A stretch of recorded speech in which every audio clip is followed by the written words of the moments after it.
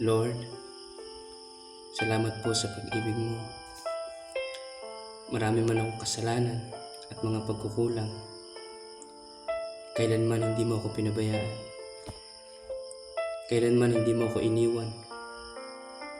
Kailanman hindi mo ako hinusgahan. Pero Lord, gusto ko na po magbago. Tulungan mo po ako. Gusto kong maging mabuting tao gaya ng nais mo. Gusto kong sumamba sa iyo ng totoo. Gusto kong mahalin ka ng totoo. Salamat, Panginoon. Dahil kahit maraming beses kitang nabigo, naniniwala ka pa rin sa akin na magagawa ko ito. Patuloy mo akong akayin at patuloy mo akong palakasin. Anumang tukso at pagsubok ang dumating, naniniwala akong mapagtatagumpayan ko na dahil kasama kita, Panginoon.